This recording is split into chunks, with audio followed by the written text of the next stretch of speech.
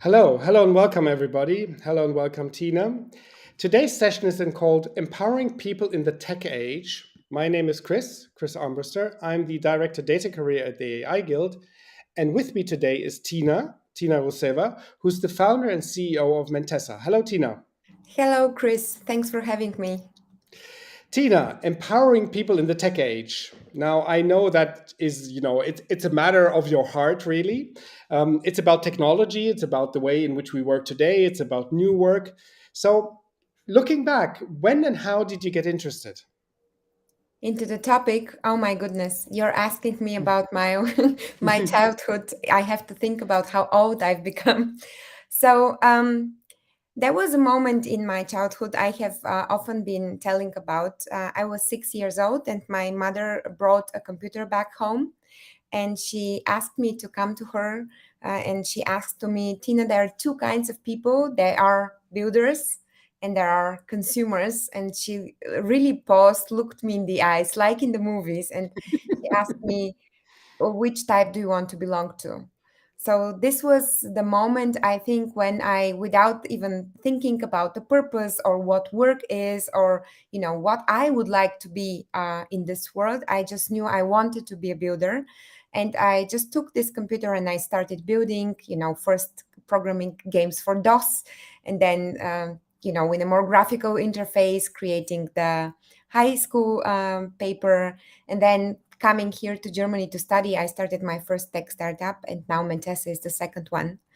And I think that talking about empowering people in the age of technology, um, I just gained from my experience as an entrepreneur and being surrounded by technology and by people who were building with technology, exactly like I used to or I do.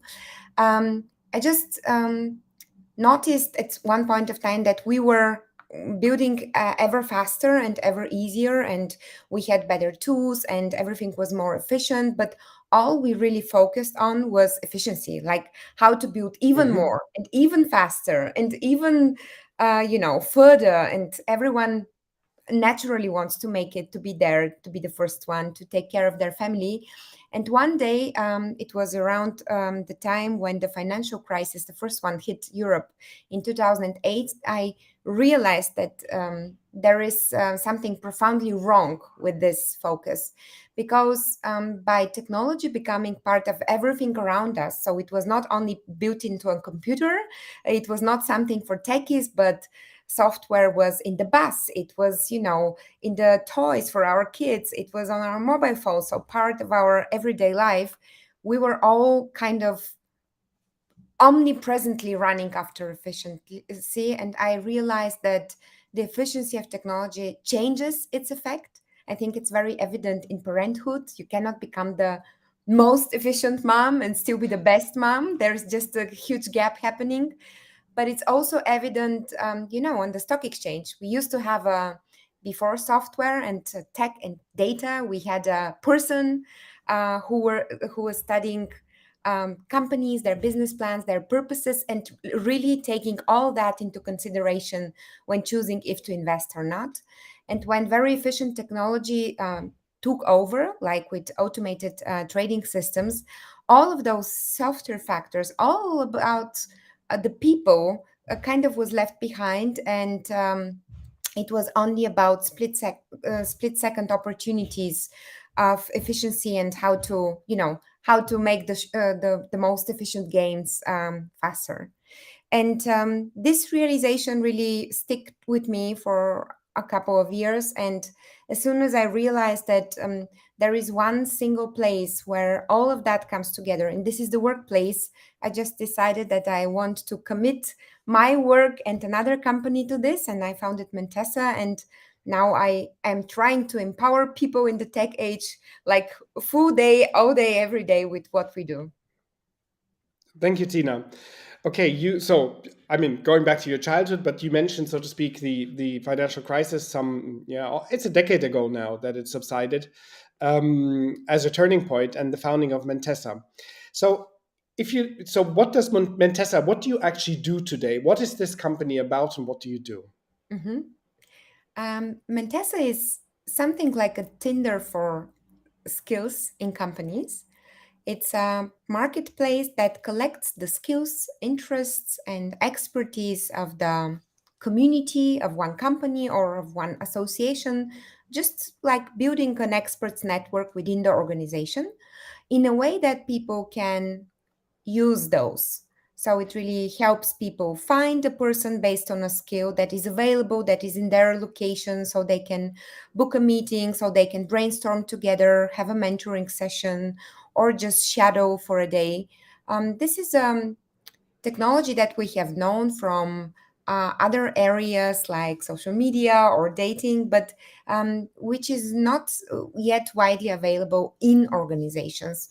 Organizations used to be very tightly, uh, mm, organized in hierarchies, in departments, in teams, and run by processes and checklists and the manager. But the way work is changing, those need to adapt to the fast-paced environment.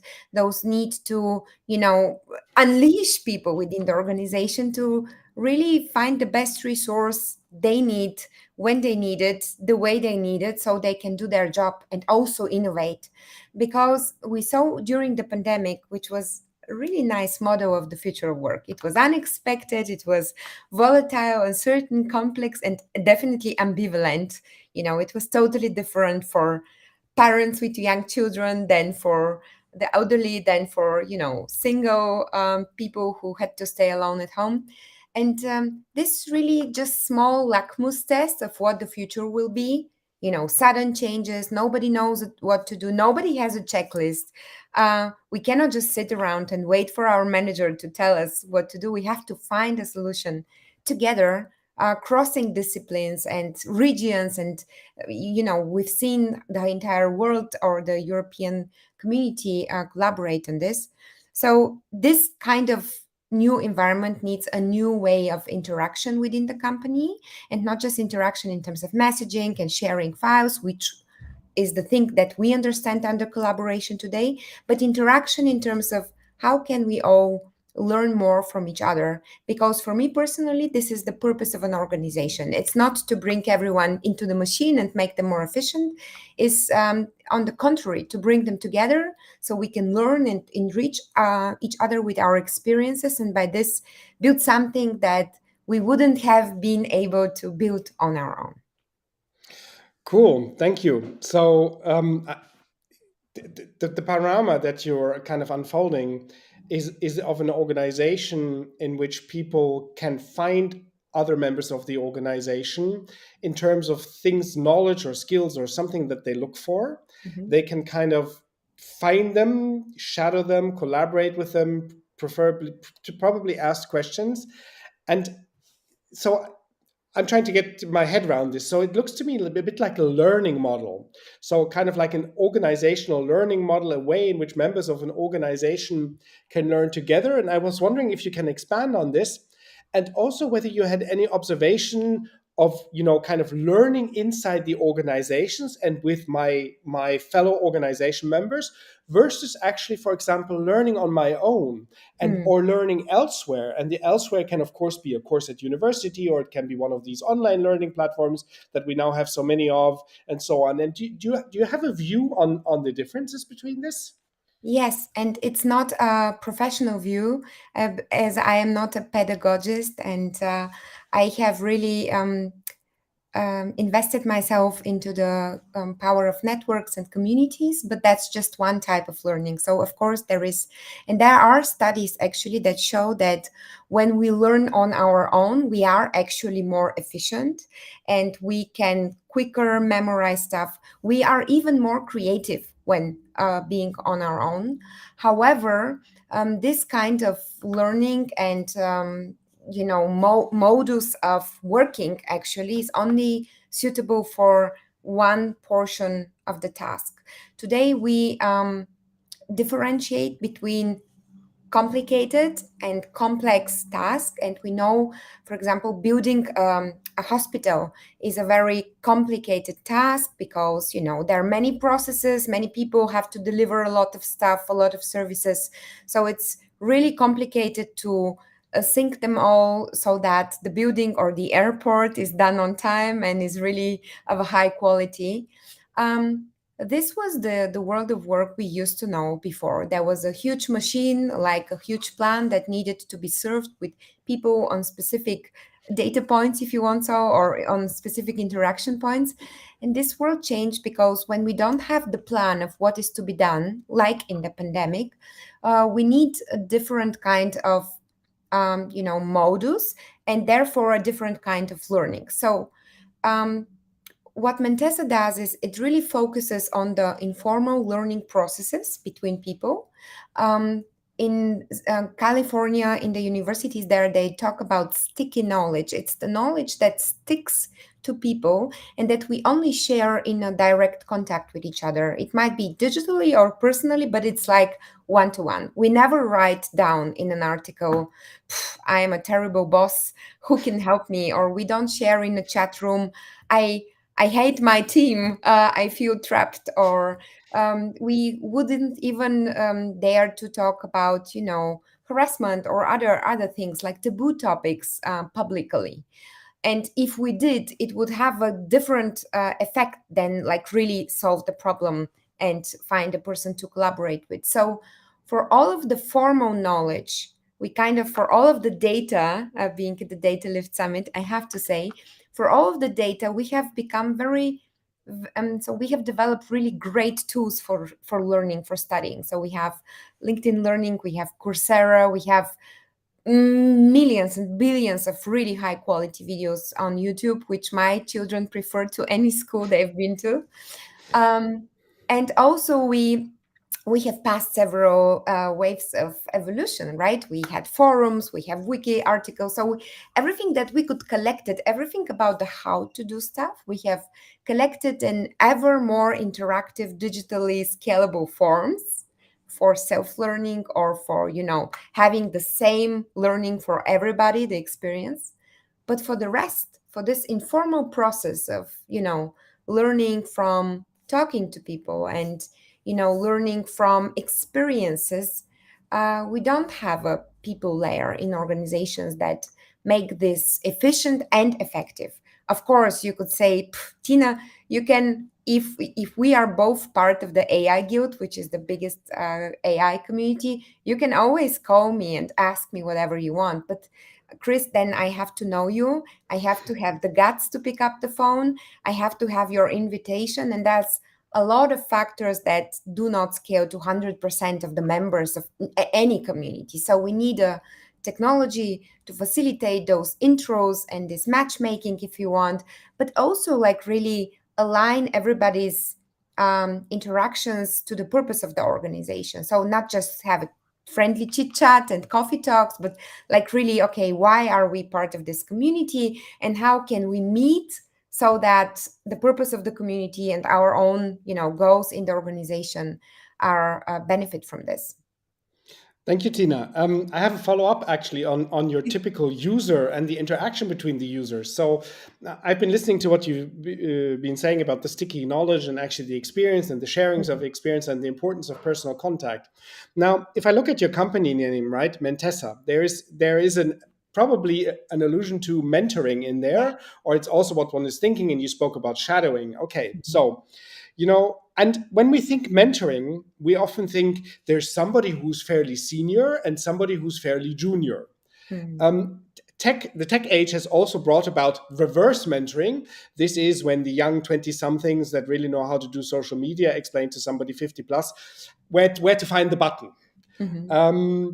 But from what you were saying, I had a sort of an image that came to my mind. What you mentioned, community, but also crowd or a group of equals or just a group of specialists for different kinds of things. So what do your typical users look like and what are they looking for and how do they interact?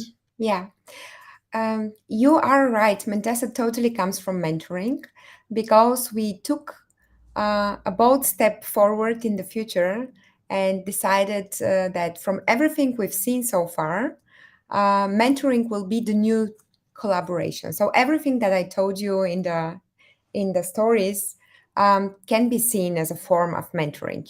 Interaction, um, the same interaction, the same even conversation can be seen as you know, a boring chat or a mentoring, depending on the intention I bring into it, and also on the intention of the other person. So we didn't want to feed the cliches about mentoring because it's a buzzword. There are many different understandings of what a mentoring program is, how it works. Is it with seniors? Is it like only for some people? Is it, a program at all, or it's just a community?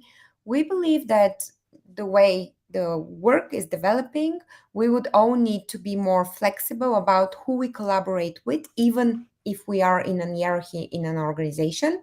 And this is why we think that peer to peer mentoring, sharing experiences, and learning from each other will become just a daily business of any large organization. Our typical users are, really large companies with thousands of employees, like, Deutsche Telekom or OTP Bank, some of our largest ones, but also smaller communities. So every time when we have more than 50, more than 100 people in an organization, be it an NGO or just a growing startups, we, by psychology, we cannot memorize who can do what. Also, people develop. Today, we all use our vacations more often and more, specifically to build up skills, to do a coding boot camp, to go to a data lift conference, learn something. And all of those things develop who we are as a skill set, and by definition, the skill set of the company. Right now, organizations do not have an instrument to see what their members or employees actually can. And if they're quickly in a situation of change looking for a talent in, I don't know, animation, suddenly remote work is important. We don't know how to lead digitally. We don't know how to run workshops online. Suddenly, we cannot maybe hire people like this on the market, but we can look into our community. And if this has been installed as an infrastructure, we will be able to see, okay, currently up to date, what's actually there, what is available to me and our people. So the users are members of organizations, be it an employer or just a network, and our customers are the people organizing such, who want to really connect them so that they feel connected to the organization too, so that the organization is more innovative, but also creates a better experience for everybody. Because we are people, no matter in which technology evolution phase we are currently in, on Mars or on Earth, we want to be seen, we want to be appreciated, we want to belong. And today, sitting in home office, we just need to do it also digitally. Indeed. Thank you, Tina. So, I mean, we're speaking today because the Data Lift Summit is coming up, and you're coming and actually presenting a keynote that is, of course, about empowering people in the tech age. So it's called Big and Growing, Empowering People in the Age of Technology. And it'll be delivered on the 23rd of June, which is just 3 weeks from now. So, Oh my goodness. yeah. So following on from what we've heard, if I see you now and I was thinking of coming and listening to you, what could I expect from the keynote? Mhm. Well, I want to be talking about the role that technology plays for creating a more human world. I want to, connect it to what I said in the beginning. We are just gaining efficiency. We are, it's easier to reply a message on LinkedIn than ever before, and we do it ever more seldom.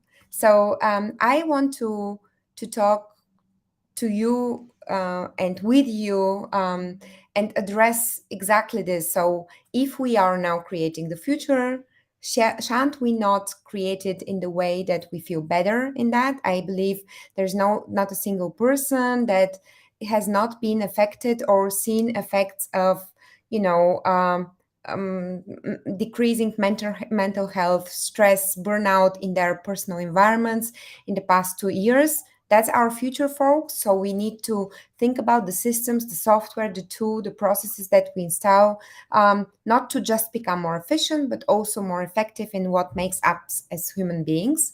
And specifically, I would like to share with you a few studies about what employees really want in the future. That's a topic for any company, especially for tech companies always looking for talent. And I would like to share with you a few concepts from mentoring and coaching that can be used to create a tech ecosystem that actually serves the strengths of people. It's called Big and Growing because our current metaphor, so our current thinking of people in an organization is they're small, they don't know enough. So every time there is something that is not working, we either get rid of them or we just find an expert like a consultant or a coach or a manager that burns a hole through their obstacle so they can come on the other side without having been transformed. And I'm thinking, wow, if we would just take this obstacle in the person and if we could just make the person so big that they just step beyond the obstacle, that would be really great because it would mean that obstacle is not a problem any longer for anyone in the company. And the reason why I believe this is so important and why I agreed to do this talk with you, and I'm really excited about the conference, is that the transformation of work is the single most underestimated leverage in our fight for the against the climate change. When we talk about green and sustainability, everybody is imagining, solar cells and some, green technology. But I actually researched that we have had the technology for building solar cells for 150 years. And we have known about the greenhouse effect for 200 years now.